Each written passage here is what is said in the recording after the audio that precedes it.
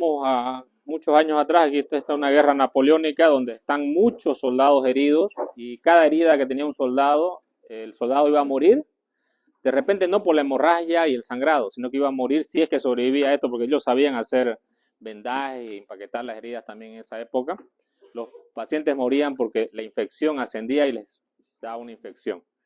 Entonces, cuando habían ya las heridas con fracturas expuestas o heridas muy grandes, los cirujanos empezaban a hacer amputaciones, porque era la única forma de salvar a la persona, ¿no? Y este cirujano es un cirujano de esa época, fíjense ustedes, acá está el paciente y no había anestesia, ¿no es cierto? Y aquí está la extremidad ya amputada, ¿no? De hecho, en las guerras, aquí está en una literatura que 200 amputaciones hizo en 24 horas. Imagínense, ni ahora un médico haría 200 amputaciones en 24 horas, ¿no? Sin embargo, eran muy pocos los médicos, ¿no? Y eran muchos los pacientes. Pero prácticamente esto es como una maratón, ¿no es cierto? Uno tras otro, tras otro. Y obviamente los soldados gritando, ¿no? De dolor. Para cauterizar les quemaban con aceite, ¿no? Y esa era la forma, ¿no? Estamos hablando de 1812, ¿no? Muy bien. Nosotros tenemos escenarios actuales, pero no estamos libres de la infección. No, no estamos libres de la infección. O sea, seguimos con infecciones. Seguimos teniendo infecciones en los hospitales. De hecho, pacientes que llegan con una infección, por eso quiero que ustedes lo tengan claro eso. El paciente llega con una infección, ¿no? Que hablamos de una infección extranosocomial, ¿no? Por ejemplo, acá estamos esto pareciera que fue una sala de internación, pero es el pasillo del hospital japonés. Una foto actual, reciente, ¿no? Entonces, a esto es lo que nosotros nos vamos a enfrentar. Lamentablemente en todo el mundo hay sobresaturación de pacientes, ¿no? Y de personas. Estos pacientes están recibiendo tratamiento, fíjense ustedes, en el pasillo del hospital. O sea, no están en una sala, como debían estar, porque las salas ya rebalsaron, ¿no? Y aquí están los médicos que están haciendo una visita, ¿no es cierto? Aquí estamos los de cirugía haciendo una visita. Y estamos viendo cada uno de los pacientes que son de cirugía, pero también hay pacientes de medicina interna y otro grupo de pacientes, ¿no? Y aquí hay pacientes que tienen infecciones. Ahora yo les pregunto, un paciente que tenga una infección, por ejemplo, que tenga esta camilla, ¿será que la puede transmitir a este paciente de acá? Sí, porque las infecciones, ¿por dónde viajan? Por el aire. Pero también viajan por otro lugar, que son las manos. Por eso es importante que si nosotros queremos aprender algo en la aplicación, porque medicina es aplicar, siempre debemos lavarnos las manos cuando hacemos el examen físico de cada paciente. Es muy importante estas medidas de asepsia y antisepsia. Aquí tenemos una paciente que se le ha drenado un absceso, ¿no? Un absceso que tiene en el cuello, ¿no? Que ella hizo una infección de la cavidad oral. Yo les pregunto, ¿qué bacterias saprófitas tenemos nosotros en la piel? Generalmente gram positivo, estafilococos, streptococcus. Son saprófitos porque viven ahí, ¿no es cierto? Pero de repente yo me baño bien, qué sé yo, con lejía, ¿no? ¿Será que salen esos saprófitos? Probablemente sí en un tiempo, pero luego puedan volver a colonizar, porque normalmente tenemos una flora microbiana, ¿no es cierto? Y si yo hablo de la boca, porque este es un absceso que apareció en el cuello, en la boca, ¿qué bacterias habrán? Habrán bacterias gram positivas, habrán bacterias anaerobias, habrán bacterias aerobias, habrán... ¿ah? ¿Puede haber o hay? Correcto. Si nosotros hacemos un cultivo acá en la boca, podemos tener bacterias gram positivas, anaerobias inclusive. Y si yo hago el tubo digestivo del esófago, del estómago, del colon, ¿será que hay más bacterias por allá? Correcto. Mucho más bacterias hay en el colon, en el intestino, menos en el estómago, pero sigo teniendo bacterias yo desde la boca. No, pero yo me lavo con clorhexidina, qué sé yo, no hago gárgara, ¿no? Igual tenemos la colonización de las bacterias. Entonces, lo que tenemos que pensar con esto es que nosotros tenemos una flora microbiana en cada epitelio del cuerpo. Por ejemplo, en la boca tenemos una flora microbiana. Y si yo tengo un absceso que viene de esta flora de la boca, ¿será que tengo que usar medicamentos para esos anaerobios? ¿Qué antibiótico usaría? Y para eso sirve fármaco, por si acaso. Si no saben eso, metronidazol o clindamicina son los medicamentos para usar para los anaerobios. Si nosotros aprendemos farmacología y no aplicamos, ¿será que está bien lo que estamos aprendiendo? No. La medicina tiene que ser aplicativa, tiene que aplicarse, o sea, tengo que usarlo, ¿ya? Bueno, acá tengo otra fotografía. No sé si alguien me puede decir qué es este paciente de acá. No. Ustedes pueden ver un tejido de granulación bastante rojo en ese sector, muy rojo. ¿Sí o no? ¿Qué más pueden ver? Por ejemplo, ustedes pueden ver una cicatriz. ¿Esto será que es el tórax? ¿Y esto el abdomen? Y estos serán los, por acá están los genitales más abajo, ¿no es cierto? Esta es una herida abierta que está en fase de granulación porque está rojo. Cuando yo dije que era fascitis, cuando yo vea esto negro, necrosis. Pero sin embargo veo otra cosa acá. ¿Qué será esto de acá? Una ostomía. No es una colostomía. Ostomía porque puede ser de ilio, en este caso es una yeyunostomía. Y acá tengo una úlcera que está en la piel, ¿no? Aquí se le ha puesto lo que se llama un condón, se llama condón de Rivero, porque la bolsa es tan pequeña que las bolsas no pueden pegar en esta paciente. Entonces el contenido que sale le irrita todo, ¿no es cierto? Entonces para esto se le ha puesto una bolsa, un condón, que se llama, esta técnica de Rivera, es un condón que se coloca para que todo el líquido salga por la sonda hacia una bolsa y no le queme al paciente acá, ¿ya? Estos jóvenes, véanlo bien, se llama abdomen hostil. Hostil. Hostil. Hostil. Hostil porque no se puede hacer un tratamiento, ¿no? Entonces, esto es una de las complicaciones más severas que tenemos en cirugía los cirujanos. La más severa que todas. Porque este paciente llegó por una apendicitis, pero su médico no lo diagnosticó a tiempo. El paciente hizo una apendicitis aguda y el médico le daba sueros, le pidió una ecografía, la ecografía no decía que tenía apendicitis aguda, él seguía manejándola con sueros y todo esto durante más o menos unos 7 días. Cuando el paciente todo muy mal, recién él la refirió al hospital. La paciente está en muy mal estado, shock séptico. Llega al hospital, los cirujanos abren y encuentran el apéndice necrosado y el colon necrosado. Y tienen que hacer una hemicolectomía derecha. Y luego tienen que hacer varias intervenciones. Pero la paciente tenía otro factor de riesgo. La paciente también era obesa, muy obesa. Al ser muy obesa, ya tiene un factor de riesgo. Primero, que no se puede diagnosticar adecuadamente el abdomen agudo, ¿no es cierto? Entonces, esta paciente, esta foto es después de 4 meses. Pasó 2 meses en terapia intensiva con muchas cirugías. Se le trató de cerrar la piel, se abrió y bueno, así quedó la paciente. En este estado. Y ahora esta paciente hay que unirla. Entonces, ¿por qué quedó esta paciente así? ¿Culpa de quién es? Del médico primero tiene algo de culpa, pero también hay otra culpa por ahí. De la infección, ¿no? Porque la infección es la que lleva a tener estos abdómenes hostiles. Las limpiezas quirúrgicas reiteradas en varias oportunidades nos lleva a tener este abdomen, ¿no? La paciente hizo múltiples colecciones líquidas, abscesos, ¿no? Se hicieron muchas cirugías, ¿no? Ya ahorita está así en buen estado, esperando su cirugía de reconstrucción. Doctor, ¿y la obesidad también obviamente me imagino que es un factor? La obesidad es un factor de riesgo. Sí o sí, porque usted, todo paciente mide más de 35 IMC, ya es un paciente que le va a hacer complicaciones en la cirugía, en la parte respiratoria, por todos lados, ¿ya? Entonces, todas las tablas si hablamos nosotros de paciente de riesgo, el paciente obeso entra en toditas las tablas, ¿ya? Nosotros en el hospital debemos evaluar nuestras infecciones. Muchas veces nosotros nos interesa nuestro paciente nomás. Y bueno, la verdad que nosotros estamos en el hospital, somos un soldado más, pero tenemos que ver el punto de vista desde la infección que compete a mi hospital, ¿ya? Entonces yo tengo que mejorar mis tasas de infección dentro del hospital. Para eso se hace un comité hospitalario de infecciones. ¿Qué es el comité? Está conformado por una serie de médicos de cada especialidad, donde evalúan todas las infecciones que hay en el hospital, que estas infecciones se conocen como infecciones nosocomiales, ¿ya? Una infección nosocomial puede ser muy severa, porque muchas veces hay bacterias hospitalarias que son altamente resistentes, ¿ya? A los antibióticos, a los medicamentos, a todo. Y nosotros dentro del hospital tenemos varios ambientes. Ustedes vieron la emergencia, por ejemplo.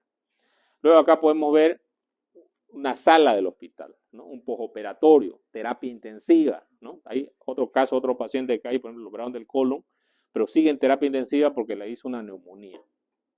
Está con una neumonía el paciente. Una neumonía a consecuencia probablemente del ventilador o una bacteria intrahospitalaria que se ha aislado. Y eso lo va a tener mucho tiempo en el hospital.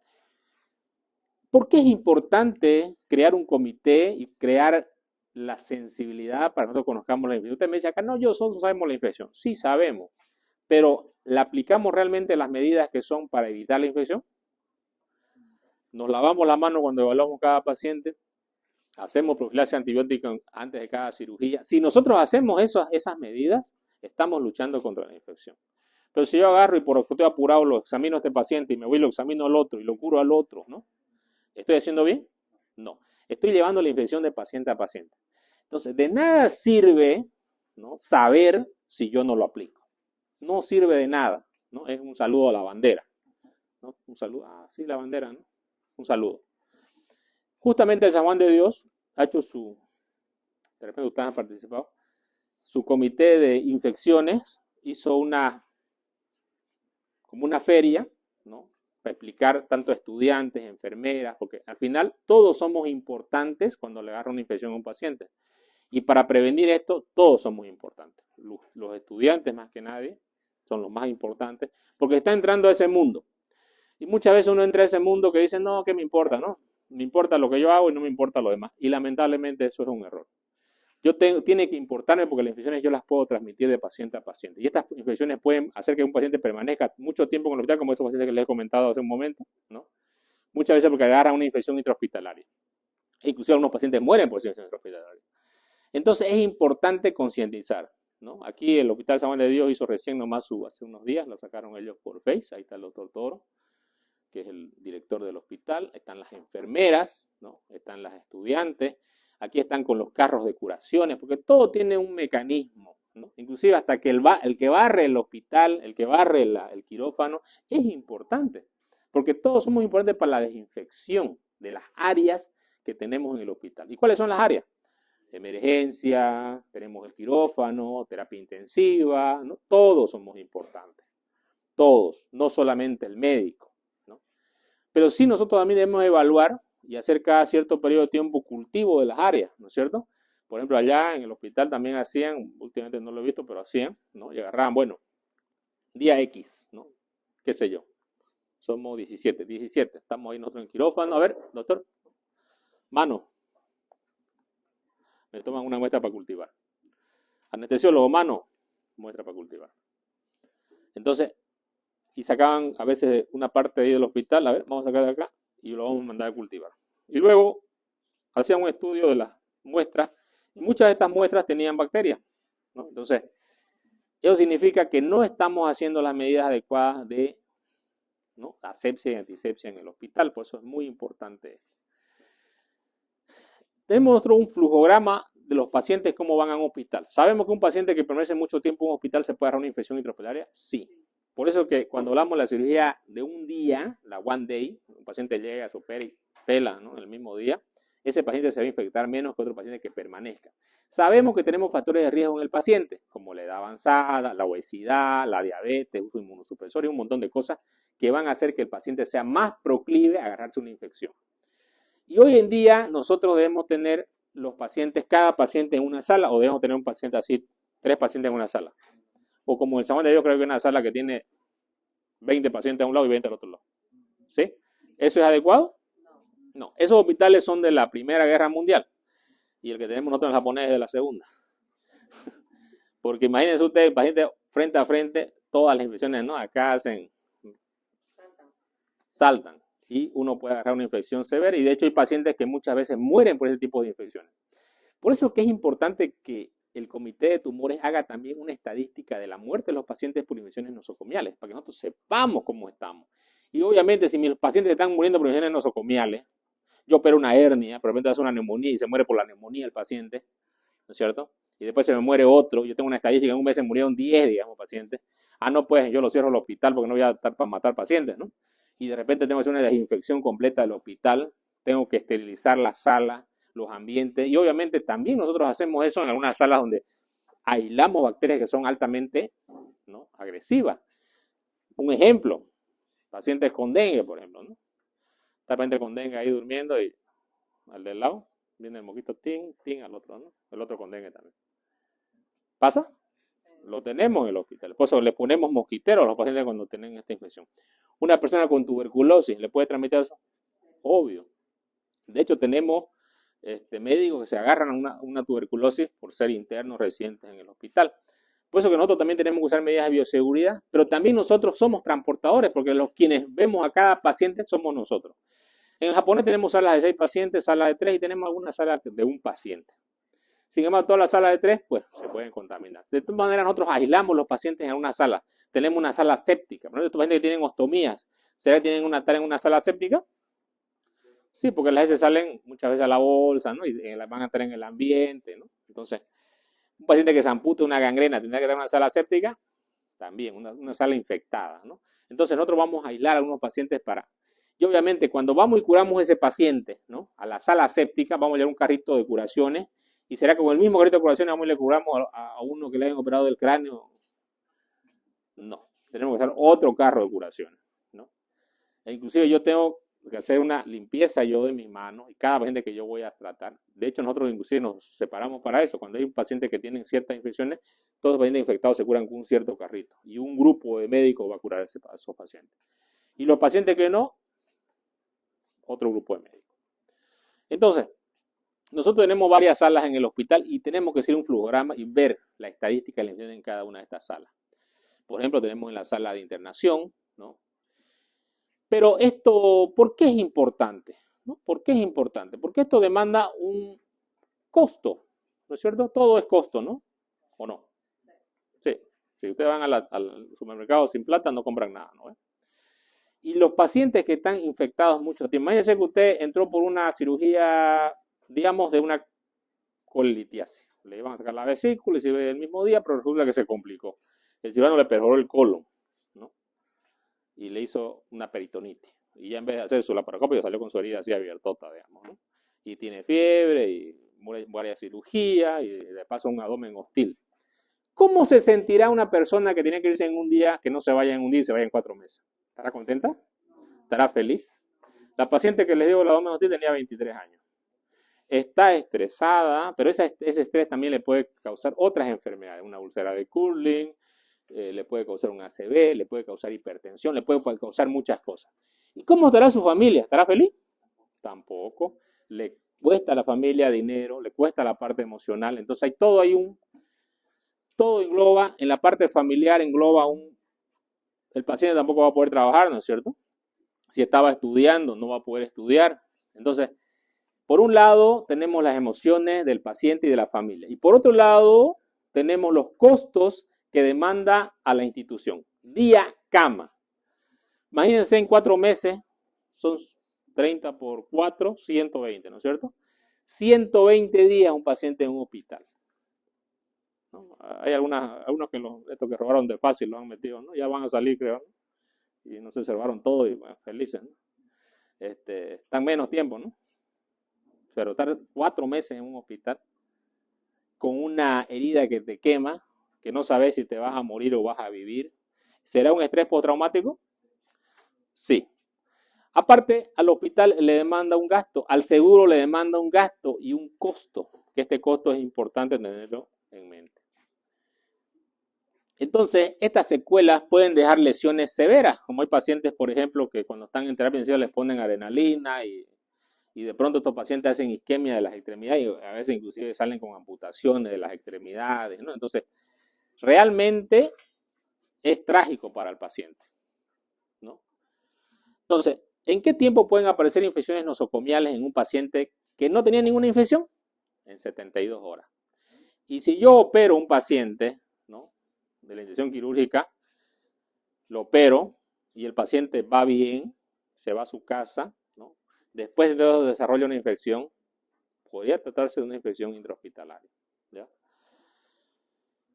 Entonces, hablamos de lesiones quirúrgicas que pueden aparecer tanto en el preoperatorio. ¿Cuáles serán los pacientes que llegan infectados al hospital? ¿Los que vienen por cirugía de emergencia o los que vienen por cirugía programada? Emergencia. Los pacientes que vienen infectados. ¿Cuáles son? Los que vienen por emergencia, ¿no es cierto? Porque ustedes no van a ir con una peritonitis y yo voy a hacer consultas, ¿no? Con mi peritonitis, no, digamos, es difícil, ¿no? Pero sí, una peritonitis por emergencia. Entonces, consulta programada son pacientes que están bien teóricamente. Entonces, son pacientes que van a ir bien. Nosotros detectamos las infecciones mediante cultivos antibiogramas y debemos hacer un tratamiento. Y lo que nosotros tenemos más cuidado son las infecciones nosocomiales. El comité se encarga de valorar las infecciones nosocomiales dentro del hospital. ¿Cuáles son los factores que determinan el desarrollo de una infección quirúrgica? ¿No? Aquí es importante que nosotros hablemos de por qué se forma una infección. Bueno, siempre va a empezar por el famoso inúculo bacteriano, ¿no? Un microorganismo que de pronto que está en el ambiente va a entrar dentro de nuestro organismo. Por ejemplo, ahorita hemos colocado brándulas.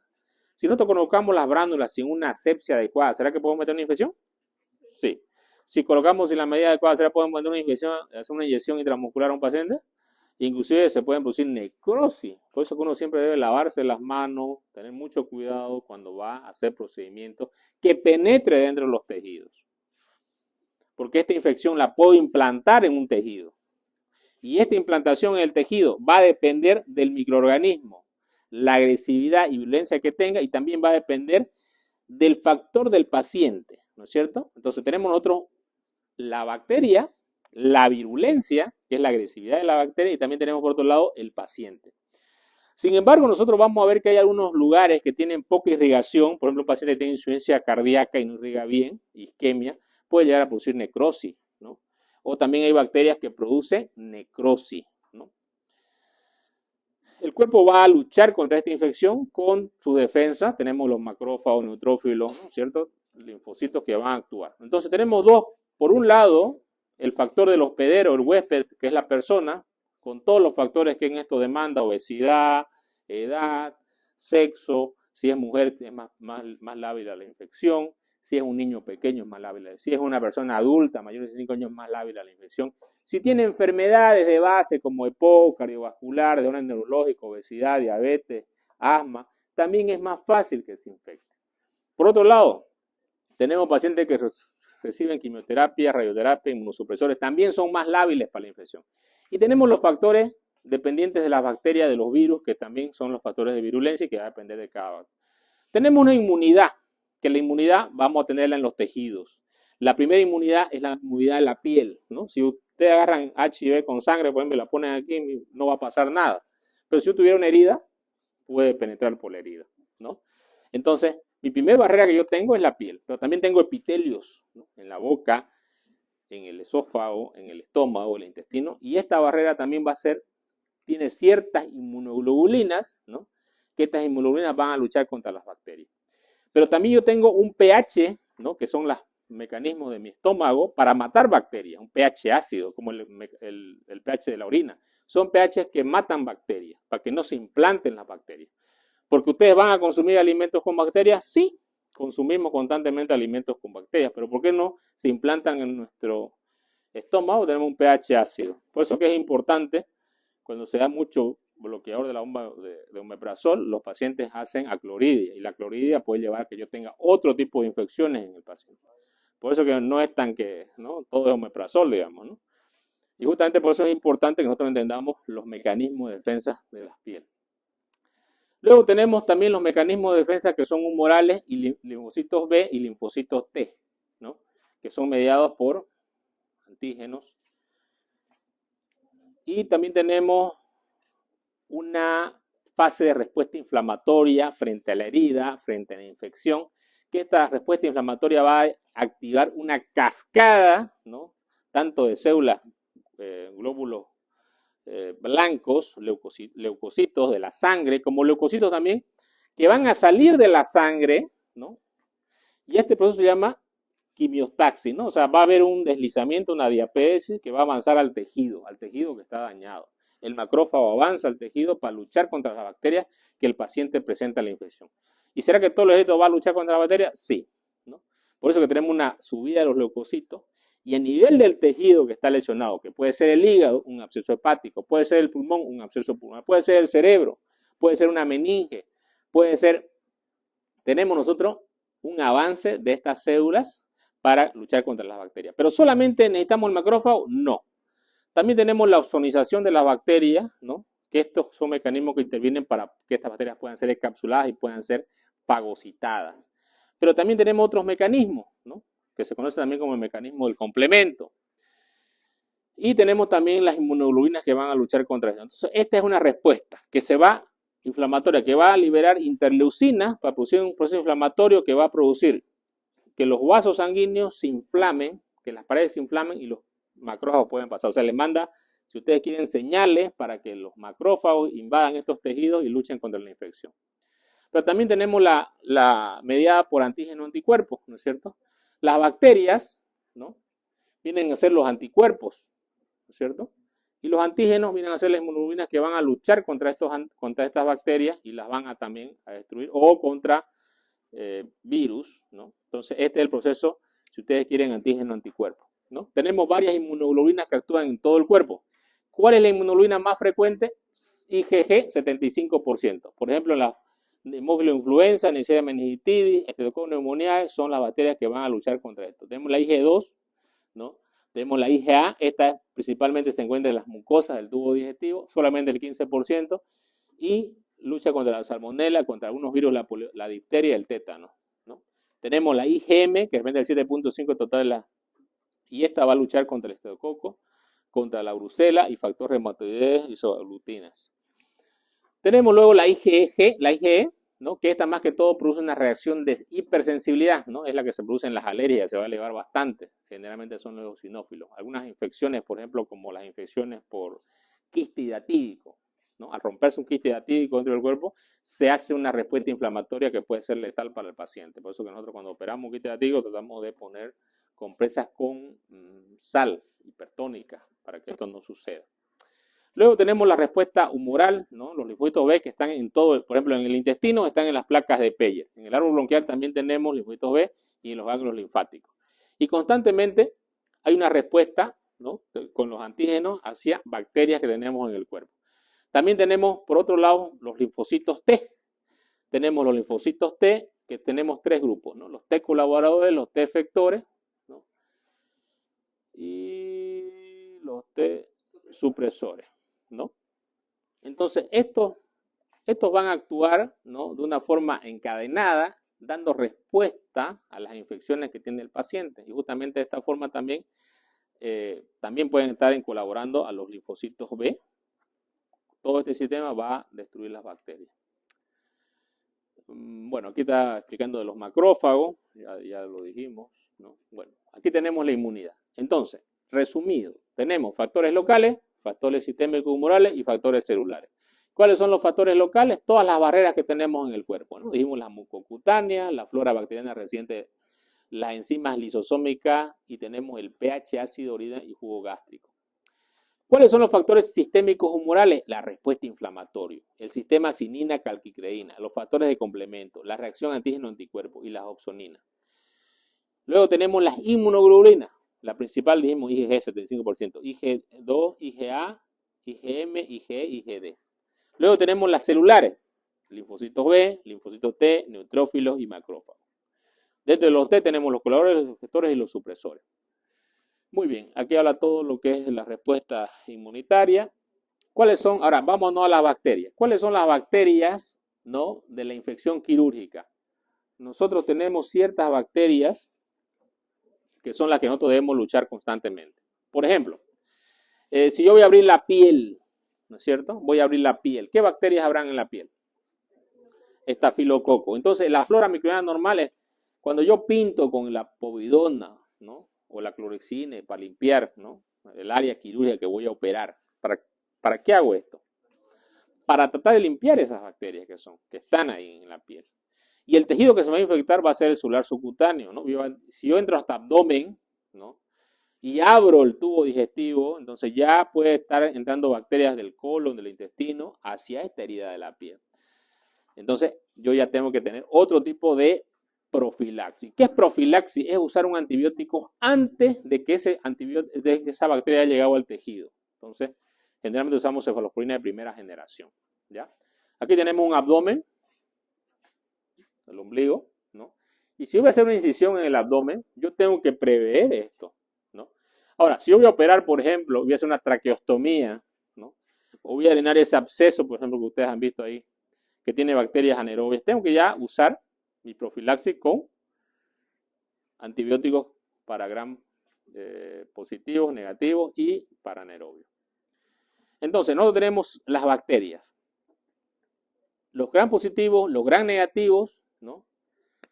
Tenemos cocos y bacilos, ¿no? Aquí tenemos otro, uno de los más importantes que hay, Staphylococcus aureus, epidermides, hemolíticos, fecalis, pneumoniae, ¿no?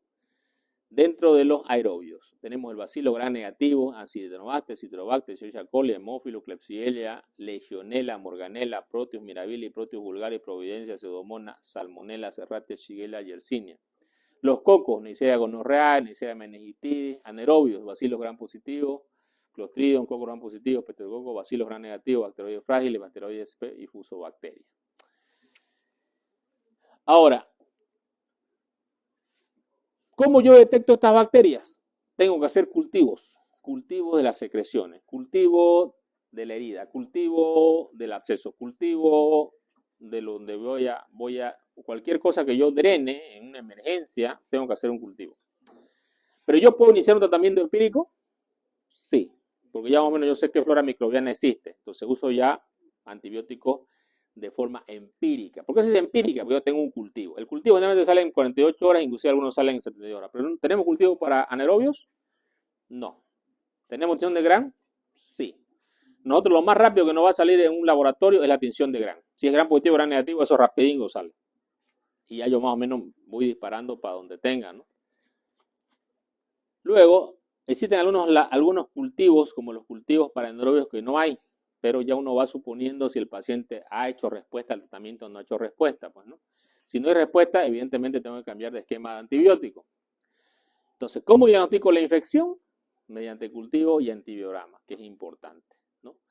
Y yo más o menos, de acuerdo al lugar, también del tejido, voy a saber qué bacteria. Por ejemplo, en las vías biliares, la Escherichia coli va a afectar. ¿Por qué? Viene el tubo digestivo hacia arriba, ¿no es cierto? Del esófago, el estreptococo. Del hilo terminal, Escherichia coli Klebsiella. Aparato genital, Escherichia coli Klebsiella. Músculo cutáneo, principalmente estafilococo, ¿no? Una inyección o estreptococo. Aparato respiratorio, estreptococo pneumoniae. Cardiovascular, estafilococo, estreptococo. Vías urinarias, Escherichia coli y Proteus. Entonces, nosotros ya tenemos más o menos, por los estudios de bacterias que hay en estos lugares de infecciones anteriores, ya tenemos más o menos qué bacterias son las que van a estar presentes. Entonces, tenemos tanto bacterias aerobias como bacterias anaerobias que pueden estar presentes en estos lugares. Y de acuerdo a esto, nosotros vamos a usar un antibiótico. ¿Cómo yo puedo detectar la infección en un tejido? Clínicamente, cuando es superficial, ¿no? Rubor, tumor, calor, eso Celso lo dijo y se nota clarito. Pero cuando no quiero ver los tejidos profundos, hago estudios, ¿no? Como la ecografía, tomografía, resonancia magnética, para evaluar estas estructuras profundas. Yo quiero saber que tiene un absceso hepático, tomografía. Quiero saber si tiene un absceso de páncreas, tomografía, ¿no? O ecografía. Quiero saber si la vesícula está con una inflamación, ecografía. Entonces, tengo estudios de imagen que yo puedo usar. Inclusive, hasta la resonancia magnética o la gamografía nuclear me puede indicar una infección. Bueno, ¿y qué pueden hacer las infecciones en los tejidos? ¿Qué pueden hacer? Necrosis tisular, ¿no? Por ejemplo, yo veo un paciente que viene y le palpo la herida crépito. Entonces yo tengo que, esto es grave, porque significa que hay una infección por anaerobios que están produciendo gas. Entonces estas bacterias que son anaeróbicas son bacterias que pueden necrosar rápidamente los tejidos, ¿no? Han escuchado ustedes la bacteria comedora de carne, ¿no es cierto? Y no crean que por una pequeña herida no puede entrar una de esas bacterias, ¿no? Y puede matar a una persona, ¿ya? Puede matar tranquilamente. Tenemos también el olor es importante. Ciertos olores, ¿no? Y cuando no se forma pus, podemos hablar nosotros que estamos frente a una bacteria que puede producir gangrena, como son los Clostridium, ¿no? Los Clostridium pueden producir gangrena. También va a tener un deterioro del paciente, obviamente. Eso va a ser la famosa sepsis, que puede inclusive llegar a shock séptico. Antes de eso va a tener sepsis grave. También el paciente, vamos a tener nosotros la tinción de Gram exudados que muestran morfología peculiar de bacterias, ¿no? Hay bacterias Gram positivas, bastones, por ejemplo, son las famosas bacterias el Clostridium. Los cultivos para anaerobios a veces hacen resultados negativos para aerobios, ¿no? Que son los cultivos normales que nosotros tenemos en el hospital. Cuando sale negativo el cultivo y el paciente anda infectado, ¿será que tiene infección o no? Claro, lo que pasa es que el cultivo es aerobio y los anaerobios no se están desarrollando. Entonces yo también la clínica tengo que valorar en el paciente. Y cuando hay una falta de respuesta a los antibióticos, el paciente está con antibióticos pero de pronto no responde. Tenemos que ver la respuesta, ¿no? Y cuánto tiempo voy a esperar, a veces 24, 48, 70 horas, pero si el paciente no responde, tengo que cambiar el antibiótico, tengo que buscar si la infección está en otra parte del cuerpo, investigar si la infección no ha metastizado a urinaria, a pulmón, ¿no? A otro lugar, o tiene en las meninges. El otro llegó una chica, por ejemplo, que joven, 20 años, la chica estaba no sé qué fiestitas ahí, llegó al hospital medio, ¿no? La trajeron porque estaba medio, pensaron que estaba borracha, pero al final no estaba borracha porque le costaba, ¿no? El sensorio no lo tenía alterado. Y la examinan, la valoran y de pronto hacen esto. Rigidez de nuca. ¿Qué es? Meningitis, ¿no?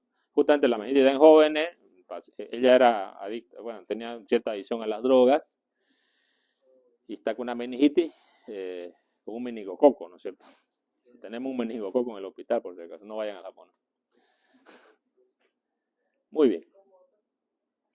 Meningitis por meningococo. ¿Eso es por inyectarse? No. Eso es porque tiene la inmunosupresión y se agarró esa infección, pues, ¿no? Pero el cuerpo está inmunosuprimido, no es por la inyección. Las drogas inmunosuprimen el cuerpo, ¿no? Entonces, un paciente que consume droga es un paciente inmunosuprimido, ¿no? Aparte que no sé qué más adicciones tenía. Bueno, tenemos clasificación de las heridas quirúrgicas, esto ya lo hemos hablado, no lo voy a repetir porque ustedes hasta con videitos se lo mostré, ¿no? Herida limpia, limpia contaminada, contaminada y sucia, ¿no? Ahora, vámonos a las infecciones de partes blandas. Aquí tenemos una celulitis, ¿ya? Piel roja, ¿no? Anaranjada. Generalmente, ¿qué ocurre? Gran positivo, ¿no? Tratamiento, generalmente usamos antibióticos, que se conocen también como antimicrobianos. Analgésicos, en este caso podemos usar antiinflamatorios como el naproxeno y piroxicam, ¿no? Muchos de estos pacientes van a mejorar. Aquí tenemos un flemón, que es la formación de un absceso. O sea, son microabscesos que todavía no se han formado en una cavidad. Cuando está en la etapa de flemón, cualquier infección, inclusive nosotros nos llevamos mucho así con su cara, ¿no? Así la media cara grandota. Y es flemón, ¿no? Por ejemplo, alguien que no sabe, agarra y lo punciona. El flemón no se punciona, porque como no es un absceso consolidado, ¿qué van a drenar? Nada, ¿no? Se da antibiótico, ¿no? Y muchas veces con los antibióticos el paciente vuelve a la normalidad. Pero cuando pasa la etapa de absceso, que puede haber en cualquier parte del cuerpo, en piel, celular subcutáneo, grasa, músculo, pulmón, cerebro, hígado, donde ustedes quieran. Postoperatorio, después de una cirugía, todos esos abscesos deben ser drenados. Absceso drenado, absceso curado. ¿Cuándo no mejora un absceso? Cuando usted no lo drena bien, ¿no? Si nosotros fuéramos la pus, por ejemplo, del absceso, y yo les digo, vamos, abran la puerta para salir, pero la puerta no se abre, ¿no? Y se abre así pequeñita, digamos, ¿no? De repente los más chiquitos van a salir, ¿no? Y los otros nos vamos a quedar acá, ¿no es cierto? Entonces, cuando usted no hace un buen drenaje, no va a salir toda la pus. ¿Y qué pasa si yo agarro y la tumbo la pared y le digo, salimos más rápido o no? Ya. Ese concepto tiene que quedar claro. Cuando ustedes quieran tener un absceso, tenemos que tener una puerta ancha, grande, ¿no? Y ustedes van a ver en los hospitales que le ponen unos drenajitos así delgadinhos, para que no sale pues nada, o sea, eso por lógico no se da cuenta, pues, ¿no? ¿Por qué no sale? Porque muchas veces la pus es densa, ¿no? Si yo tengo, por ejemplo, en este frasco, de acá, la agua, ¿no es cierto? Y le pongo una sondita por acá, va a salir el agua. Pero si yo le pongo acá leche condensada, que es más densa, ¿será que sale? Se va a atorar. Y si el drenaje es pequeño, peor. Pero si yo le pongo un drenaje grueso, ¿será que sale? Sale. Y peor, si agarro y le saco todín a la parte de abajo, ¿sale? Sale. Hasta lo más grueso. Entonces, el principio para los abscesos es ese, ¿ya? Claro. Ahora, importante es que nosotros valoremos también, ¿hay pus? ¿No hay pus? ¿O qué olor tiene eso, no? Porque a veces puede ser variante al llamado absceso de Wells, que es por un clostridio, ¿no? Que en este caso nosotros vamos a tener crepitaciones, vamos a tener inflamación del músculo. Y la infección no solamente está en drenar el absceso, sino que hay una necrosis en el músculo. ¿Y cómo detecto yo la necrosis en el músculo? No. ¿Qué se va a elevar? Hay una enzima. No. No, hay una enzima que se eleva cuando hay lesión del músculo. ¿Ah? Si hay lesión cardíaca, ¿qué enzima? Exactamente, esa se va a elevar. Pero, aparte de eso, nosotros podemos hacer un estudio de imagen. ¿Cuál es? Tomografía. En la tomografía vamos a ver músculo sin irrigación adecuadamente, músculo con necrosis. Se van a elevar. Tenemos la erisipela. Esta es una infección producida por estreptococos también en la piel. Aquí nosotros podemos ver la diferencia entre erisipela, ¿no? Y justamente es la bacteria. Y es diferente porque es mucho más roja, ¿no?, que la celulitis por Staphylococcus aureus y es otra bacteria. El tratamiento también requiere del uso de antibióticos, pero el principal antibiótico es la penicilina sódica, cristalina, ¿ya? Si tiene alergia, podemos usar eritromicina. Las cefalosporinas, generalmente en alergias, si tiene alergia a la penicilina, pues va a tener la cefalosporina, generalmente, pero podemos hacer una prueba. Cuando hablo de una celulitis crepitante inespecífica, ¿qué será? Que tiene crépito, entonces va a tener anerobio presente, ¿ya? Aquí tenemos una celulitis por Clostridium, fíjense ustedes, una infección bastante severa. También el tratamiento es penicilina, ¿no? Pregunta de examen por si acaso. A mí me interesa que ustedes sepan diagnóstico y tratamiento. Gangrena estreptocócica, también producida por el Clostridium, tratamiento, penicilina, cefazolina. Pero solamente será importante los antibióticos, ¿o qué más necesito en estos pacientes yo? La curación. ¿Y qué tipo de curación? Lo dreno así o le pongo. En este caso, desbridamiento. Tenemos nosotros drenajes y desbridamiento. Desbridamiento yo ya les mostré, ¿no es cierto? Como lo desbridamos a Josué, ¿no? ¿Lo vieron? Entonces, si esta área está necrosada y gangrenada, yo tengo que ser agresivo como cirujano. Si no, el paciente se me muere. Y al hacer agresivo significa que tengo que sacar todo el tejido necrótico o dejar que lo dejo el tejido necrótico. No, pues ya son las 2 y tengo hambre, digamos, ¿no? ¿Lo dejo? No, tengo que sacarlo completamente. Y va a depender mucho de mi cirugía para que mi paciente evolucione bien o evolucione mal. Si yo dejo tejido necrótico, el paciente no va a ir bien, va a ir mal. Fascitis necrotizante. Ustedes dijeron fascitis, ¿no? Ahora fíjense, esto es fascitis. ¿Lo ven? Tejido negro, tejido muerto y un olor putrefacto, un olor a osamenta. El olor a osamenta es como cuando se muere un animal y ustedes huelen ese olor, es más o menos. En el hospital, cuando llegan los pacientes con pie diabético gangrenado, no se preocupen, van a olerlo. Ya les va a tocar. Aquí tenemos una gangrena, por ejemplo, ¿no? Tenemos gangrena seca, gangrena húmeda que aparecen en los pacientes también, ¿no? Y con ampollas, ¿no? Una pierna hematizada. Y muchas veces esto puede aparecer inclusive por la picadura de un insecto, bastante pequeña. ¿Cómo se soluciona esto? No con el reloj, con la cirugía. Tenemos la úlcera de Meyleney, que es una úlcera que aparece en los pies diabéticos. Tenemos 2 tipos de infecciones en los pies diabéticos. Las úlceras que aparecen a nivel de la planta, que se conoce como mal perforante, ¿no?, que se llama la úlcera de Meyleney.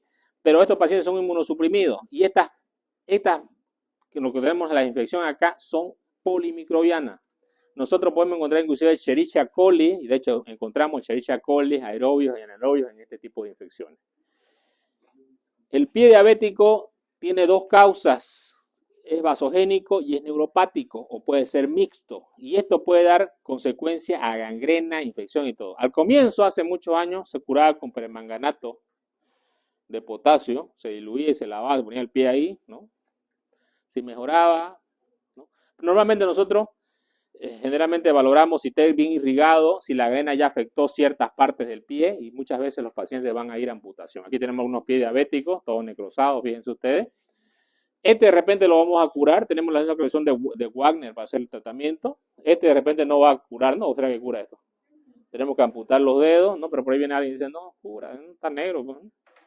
Pero nosotros tenemos que tener evidencia para hacer, ¿no? Y la evidencia muchas veces es una radiografía donde haya aire, ¿no? También palpamos. Cuando hay miositis hay dolor siempre, ¿no? Si la infección está ascendiendo. En unos casos tenemos que amputar la pierna por debajo de la rodilla, por encima. Se llama infra o suprapatelar. Eso va a depender de los casos, para que la infección no ascienda. La linfangitis, una infección del tejido linfático. La miositis, una infección del músculo. Aquí tenemos infecciones del músculo. Son bastante severas, ¿no? Fíjense que hay que hacer desbridamientos, ¿no? Cortes bastante extensos. El carbunco, que es por el bacilo anthracis, ¿no? Que generalmente se trata con penicilina, ¿no? Este es un carbunco, por ejemplo. Cuando no había antibióticos, estas infecciones, los pacientes se morían. El carbunco generalmente viene de la vaca, ¿no? Las heridas por mordedura humana, también, ¿no? Hay hartos caníbales que quieren comer gente. Tratamiento penicilina, ¿no? Es el tratamiento de elección. Se puede ser eritro o tetraciclina. El anthrax, que es diferente al carbunco. El carbunco es por bacilo anthracis. ¿Y el anthrax cuál es la bacteria que la produce? Estafilococcus. Pregunta de examen también, no se vayan a olvidar.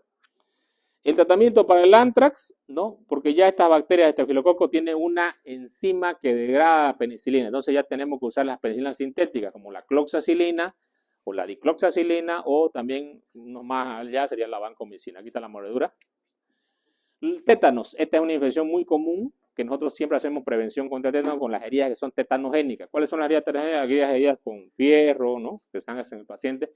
Y el paciente puede evolucionar a un tétano severo, como acá, un epistótono que ustedes pueden ver. Este ya está internado en terapia, ¿no? El tétano tiene unas toxinas, ¿no? Que son neurotóxicas, ¿no? Y producen algunos pacientes tenemos que intubarlo. Uno se da cuenta por el paciente tiene la famosa risa sardónica, ¿no? El epistótono que aparece. Y rápidamente también el tratamiento para estos pacientes es la penicilina sódica, ¿no? Para prevenir podemos usar la vacuna y la titocina tetánica, esas dos cosas. Entonces, una herida tetanogénica me llega a la herida, una herida no es nomás suturarla, también tengo que hacer la profilaxis antitetánica. ¿Cómo la hago? Con vacuna antitetánica y con toxoide, que es la vacuna, y con la antitoxina tetánica. ¿Cómo se administra la antitoxina? La antitoxina tetánica intramuscular previa prueba subcutánea 0,1 ml. Como viene de caballo, hacemos una pequeña pruebita en el brazo para ver si no. Y esperamos 5 minutos. Si no desarrolla una pápula, colocamos intramuscular. Y el tetanol es intramuscular, ¿no? Tenemos infecciones por bacilos gram negativos. ¿Qué hora es? Bueno, aquí nos quedamos. Ya esto no falta nada. Seguimos la siguiente.